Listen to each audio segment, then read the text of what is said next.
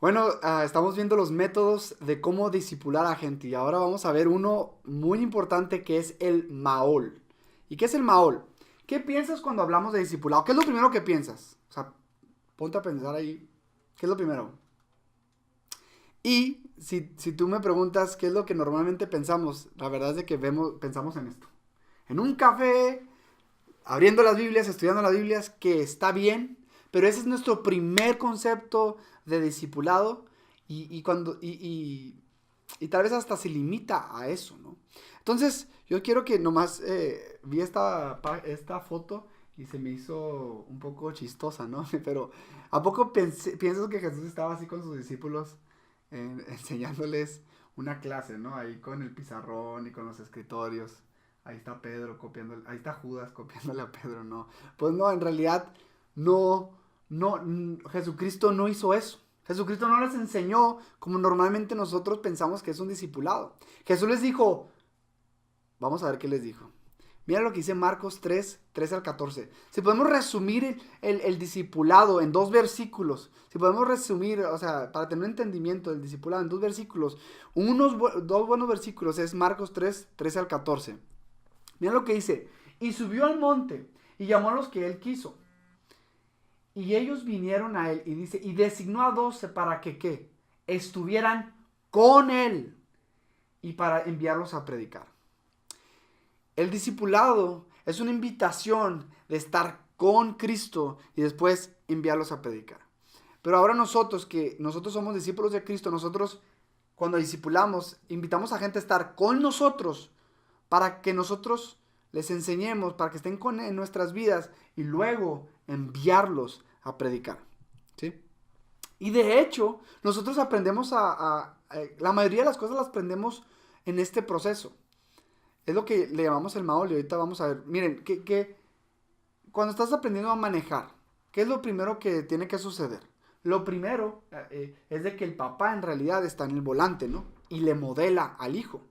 Luego ya después de que le modela, el hijo ahora está en el volante y el papá le asiste. Y luego vemos que ya después el papá no asiste, sino simplemente observa, porque ya ha crecido. Y al final vemos que lo lanza, ¿no? Y ya cuando aprendes a manejar ya no necesitas que nadie te esté acompañando, sino pues tú ya puedes manejar solo. Y esto es lo que es el Maol.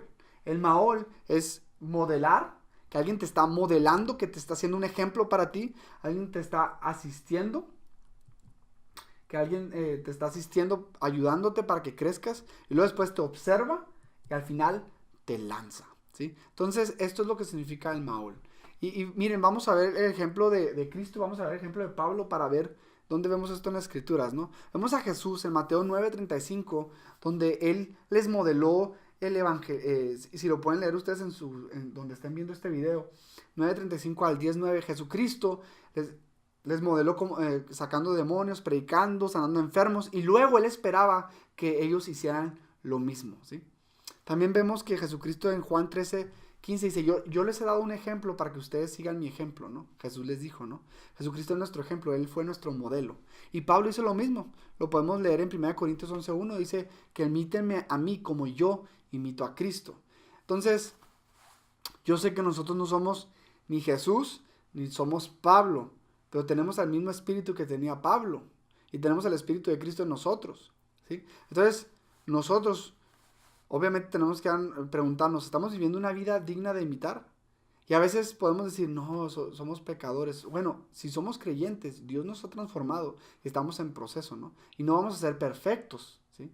Y nomás quiero aquí hacer un paréntesis, ¿no? Porque si nos esperamos a llegar a ser como, a ser perfectos, ¿no? Pues nunca lo vamos a hacer, nunca vamos a discipular a nadie. Pero aún en nuestros errores podemos modelar el arrepentirnos y nuestra confianza en Cristo, ¿sí? Por ejemplo, a veces que yo, que estoy con discípulos, ¿no? Y nos hemos enojado mi esposa y yo, y estamos ahí, pues ellos ven eso, ¿no?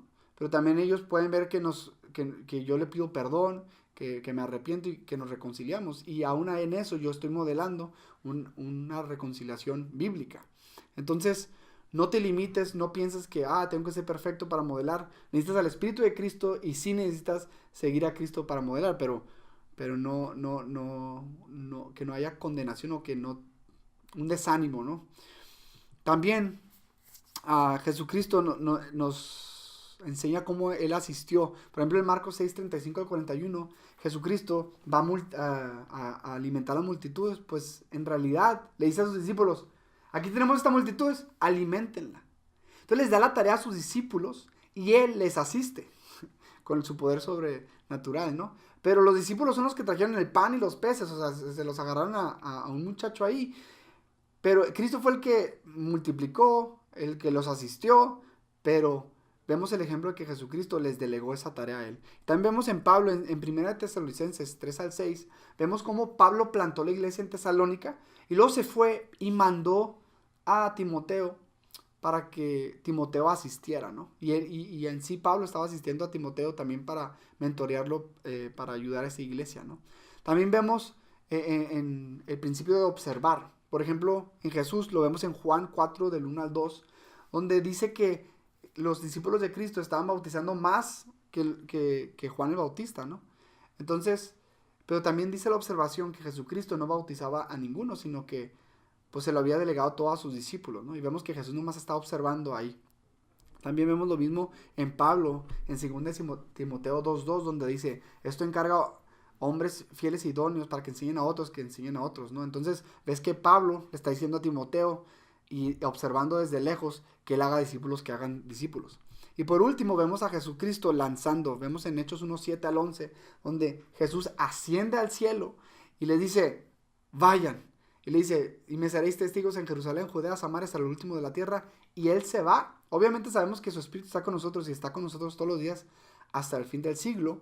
Pero, o sea, Jesucristo físicamente se fue y los lanzó. Ahora tenemos su poder, pero vemos ese principio de lanzar. Y vemos a Pablo en Hechos 20, del 18 al 38, cómo él se despide de las iglesias que plantó, porque se iba a ir a Roma para irse a España. Y los deja. Los encomienda la palabra y el espíritu, como dice la escritura, ¿no? Entonces, vemos estos principios del Maol, y, y esto yo quiero que se quede bien arraigado en nuestro concepto de discipulado, ¿no? Que no nomás es una lección a la semana, sino es invitarlos a estar con nosotros en oración, que los invitemos a orar con nosotros, modelémosle oración a la gente, modelémosles ayuno a la gente, modelemos evangelismo, llevémoslos a nosotros, que ellos vean cómo nosotros compartimos el evangelio, que ellos vean cómo nosotros discipulamos, y luego después los encargamos a ellos, pero nosotros les asistimos y vemos y les podemos dar corrección, ¿no? Les podemos decir, esto estuvo muy bien, los afirmamos también, en esto puedes mejorar, los podemos observar y al final lanzar. Esto lleva un proceso. Jesucristo estuvo con sus discípulos 2, 3 años, ¿no? Estuvo con ellos, ¿no? Entonces, esto no es de noche a la mañana, requiere tiempo.